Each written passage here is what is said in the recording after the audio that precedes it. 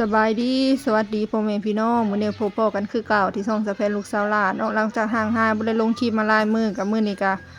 มาลงแล้วเด้อพ่อแม่พี่น้องใครที่เข้ามาเบิ่งก็กดไลค์กดแชร์กดติดตามมาให้ได้เนาะมื้อนี้มาออกมากินข้าวเปียกพ่อแม่พี่น้องแต่ว่าค่อยสิสั่งเป็นเส้นเล็กเนาะข้าวเปียกหมูกรอบด้วยเพอหมูกรอบแหละเนาะทุกคนเดี๋ยวเฮาก็สิมาปรุงเพอกันเลยเนาะมื้อนี้ก็ออกมาคนเดียวคือเก่าตามสไตล์ออกมาคนเดียวลุยคนเดียวเนาะเที่ยงแล้วพ่อแม่พี่น้องก็ผู้ซื้อคิวข้าวเนาะเด้อพ่อแม่พี่น้องเนาะออกมากินอยู่บ้านหลัก35เพื่อแหละระยะทางจากบ้านเฮาก็ประมาณ6-7 กิโลเนาะจากบ้านเฮามาหาบ้านหลัก35ก็ออกมากินคนเดียวคือเก่าบรรยากาศก็เป็นสีครึมๆเนาะครึมๆอากาศเย็นๆก็เหมาะสมกับการกินแนวร้อนๆแบบนี้อยู่พ่อแม่พี่น้องบ่ค่อยมีแนวกินเนาะเฮ็ดก็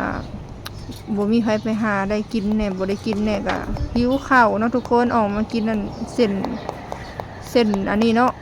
บ่ได้สั่งเป็นเส้นข้าวเปียกเด้อมื้อนี้เป็นเส้นอันร่อนเนาะหรือว่าเส้นเล็กนั่นเองเนาะทุกคนส่วนหลายข่อยบ่มักกินเส้นก๋วยเตี๋ยวเนาะข่อยสิมักกินนั่นเป็นเส้นข้าวเปียกเส้นนะคะหรือบอกว่าเส้นร่อนนี่แหละเนาะบ้านเฮาฮ้องว่าเส้นร่อนเนาะทุกคนกินคนเดียวคือเก่าเนาะถ้วยละ30,000เนาะทุกคนบ่ฮู้ว่าเป็นเงินไทยจักบาทเนาะเฮาก็บ่มีค่าตั้งกล้องเฮาก็ตั้งไปแถวนี้แหละมันก็บ่ค่อยเห็นชัดปานใดเนาะทุกคนออกมากินคนเดียวเนาะบ่ได้ลงคลิปทุกมื้อก็อย่าฟ้าวลืมกันเด้อพ่อแม่พี่น้องบ่ค่อยมีคลิปบ่ค่อยได้ไปไสบ่ค่อยมีหมู่บ่ค่อยได้ออกไปไสกันเลยบ่ค่อยมีคลิปเนาะถ่ายอยู่เฮือนก็บ่ฮู้ว่าสิถ่ายหยังนะบ่จักแนวถ่ายก็เลยบ่ค่อยลงเนาะอย่าฟ้าวลืมกันเด้อ FC พ่อแม่พี่น้องเอ้ยฝากกดไลค์กดแชร์เบิ่งโฆษณาให้เนาะเพื่อเป็นกำลังใจเฮ็ดคลิปใหม่ๆออกมาให้เบิ่งอีกเนาะช่วงนี้ก็บ่ค่อยมีรายได้ปานใดพ่อแม่พี่น้องคลิปเฮาก็บ่ค่อยมีคนเบิ่งเฮาก็บ่ค่อยมีก็บ่ค่อยมีรายได้ปานใดเนาะบางทีก็ท้อบางทีก็เมื่อยคือกันเนาะกับการลงคลิปที่มันบ่ค่อยได้เงินเนาะทุกคนก็ต้องทำใจเนาะ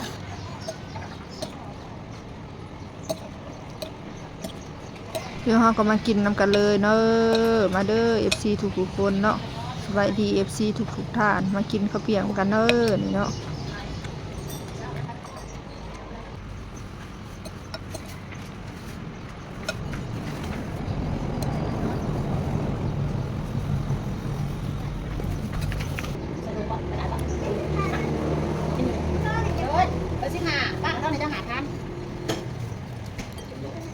เอาเอ็มมาผลงานนะหนูใช่ไหมหนูลูกเอาไปแต่เอาไป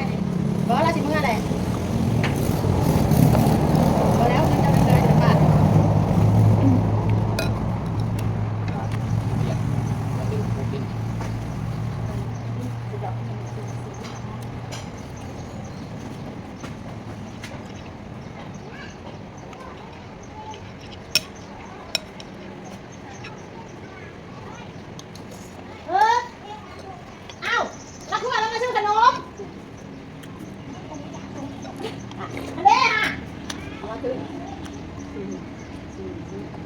เอามาเปลี่ยนก็ได้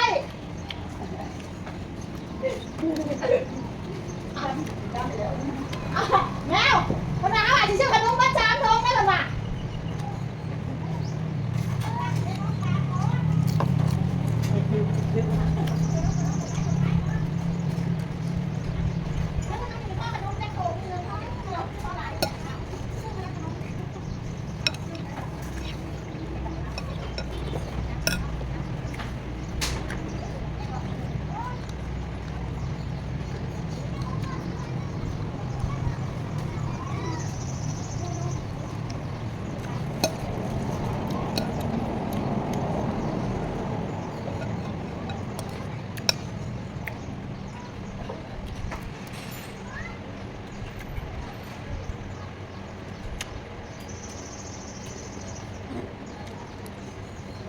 หลังจากที่เฮากินแล้วเฮาก็มาเลาะตลาดหลัก35เนาะทุกคนก็บ่ฮู้สิซื้อหยังเนาะมาเลาะนี่ก็หลายคนก็บ่ค่อยมีเนาะเป็นแบบโล่งๆห้านขายบ่ขายแน่ซื้อปลาทูมาแต่นอกแล้วก็มาเอาเด็กน้อยนี่ต่อเด้อทุกคนบัดนี้เอาหลานเนาะเอาพลอยใส่กับมิวกี้เพราะว่าแม่เพิ่นหาเห็ดเด้อไปสายแล้วเนาะเลยมันแดดก็เลยบ่ได้ไปนำกับพาเพิ่นมาซื้อน้ำปั่นผู้ละแก้วแล้วก็ซื้อขนมน้ำนี่แหละนี่ตัวกรอบๆนี่เฮ้ย เอาบ่ตัวนี้บ่เอาบ่หรือเอาตัวนี้เนาะนี่เนาะเอาตัวนี้คนละถุงเนาะเพชร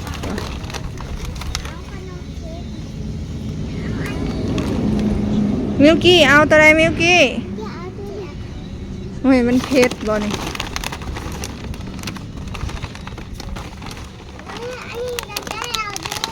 เออ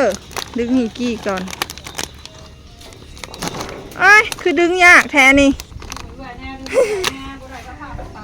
นี่ทงนี่เอากี้อ่ะพอใส่เอาตัวใดพอใส่ตัวนี้บ่ นี่ว่าก็เอากระปุกนี่กระปุกนี่ บ่เอาเป็นซองนั่นแหละอันนี้ก็จะเป็นห้านค้าที่เฮามาซื้อเพอกับพอยใส่มื้อนั้นเนาะมื้อนี้ก็พาอันซุมเพิ่นมาซื้อน้ำปั่นกับน้ำขนมอีกเพิ่งมาน้อยเป็นตาหักตาแพงคือหยังกล้องก็เป็นสีมืดๆเด้อมื้อนี้เพราะว่ามันตอบแสงเนาะห้านนี่ก็สิมีขายหลายอย่างอยู่คนก็แวะเวียนมาดีอยู่เนาะทุกคนพอได้หยั่วเพิ่นก็ซื้อน้ำผู้ละแก้วแล้วมาหยั่วเนาะมีหลายอย่างอยู่เดี๋ยวเฮาก็นั่งท่าไม่ค่าเพิ่นปั่นน้ำให้ก่อนเนาะทุกคนคันบ่หยั่วมาจังซี่ก็เพิ่นบ่อยู่เนาะเพิ่นก็แอบเพราะว่าเพื่อสาวพรกับแม่เพิ่นสิมาก็คือสิบ่ายพุ่นละเนาะ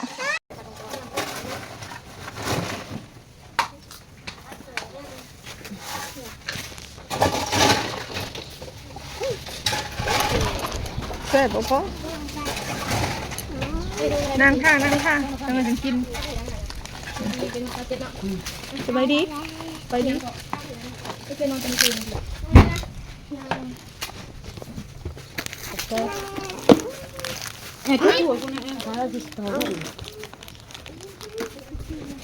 ็อยากกินหลายเถอะเอ้ยจงเลยมากินเพื่อนเนี่ยเบิ่งอย่าเห็ดเหี้ยเด้อนี่เด้ออ่ะอย่าเห็ดเหี้ยยับเข้ามาใกล้ๆ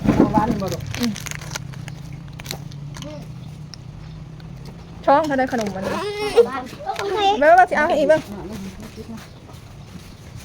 จุกคู่คนแอบไปจุกคู่คนแน่ไร2 คู่ 3 คู่เลยก่อนชวน เอาไว้มากินเหือนเด้อไว้มากินเหือนเด้อ จัง เอาไว้มากินเหือนเนี่ย มันเตียว เล็กเล็กเล็ก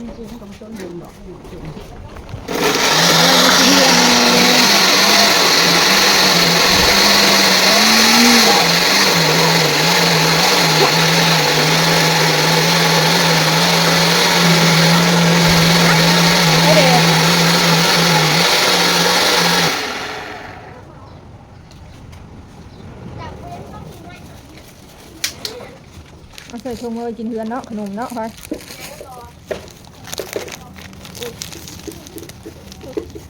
ใส่ถุงบ่กี้ใส่ถุงบ่ ใส่ถุง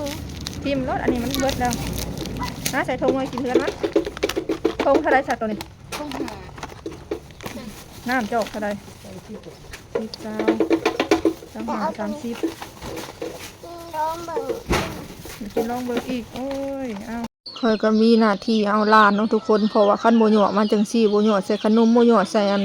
พวกน้ำหวานน้ำปั่นอีหยังเพิ่นกับโบอยู่เนาะลงผ้าขี่รถเลาะนี่เพราะว่าขั้นสั้นโบได้พากันกินหยังแหละกับข้าวมื้อแรงนี่กันเนาะโบได้พากันกินหยังเลยเพราะว่ามันบ่มีแนวกินบ่มีคนไปหาบ่มีไฟว่างเนาะก็เลยจำเป็นต้องได้หยวเพิ่นเอาทั้ง2 คนเลยเนาะเพิ่นก็ดื้ออยู่ได้พ่อแม่พี่น้องเลยแต่คันบ่ให้เอื้อยเพิ่นไปค่อยก็บ่ฮู้จุดว่าจุดใดที่เฮ็ดมันออกเนาะชุมเพิ่นเคยออกไปหาดูก็เลยให้เพิ่นออกไปซะส่วนพ่อเพิ่นก็ยังบ่ได้มาแต่ถ่ายคลิปเนาะพลอยใส่ยังอยู่อันต่างเมืองต่างบ้านพุค่อยก็เลยจำเป็นต้องได้อยู่เอาเบิด2 คนเนาะรอดหรือบ่รอดก็ท่าเบิ่งท่าชมทุกคนสิหยั่วได้ฮอดจักโมงเนาะสิเอาได้ฮอดจักโมงเพราะว่า2 คนอยู่นำคนเดียวเนาะบางทีก็อยากตีกันแน่อยากญาติคองกันแน่เนาะกระถึก1น้องอยู่เพื่อสิค่ำเพื่อสิมืดนะ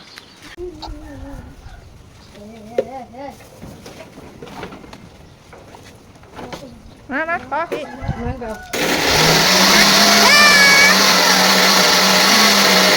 ดี๋ยวก็เบื่อแล้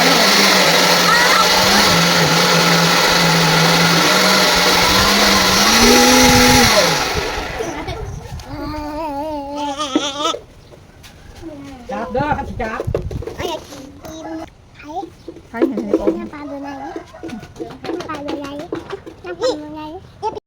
ตอนนี้ก็ได้ขนมมา2 ถุงเนาะทุกคนถุงละ5,000 กีบเนาะแล้วก็น้ำปั่น2 แก้วก็สิได้พากันเมื่อแหละบัดนี้เนาะเดือดแล้วได้น้ำปั่นคนละจอกก็ใส่จอกหนึ่งมิวกี้จอกหนึ่งได้ขนมอีกคนละห่อ2 ห่อแซ่บบ่เซเว่นก็อยากกินน้ำบ่ให้มันก็อยาอีกกาแฟก็ขึ้นมาอย่างน้ำเลยแล้วเนาะพ่อแม่พี่น้องสำหรับคลิปนี้ขอจบคลิปเอาให้สำนี้ก่อนเด้อคลิปหน้าพบกันใหม่เด้อฝากกดไลค์กดแชร์ฝากกดติดตามนำเนาะสบายดีสวัสดีเด้อพ่อแม่พี่น้อง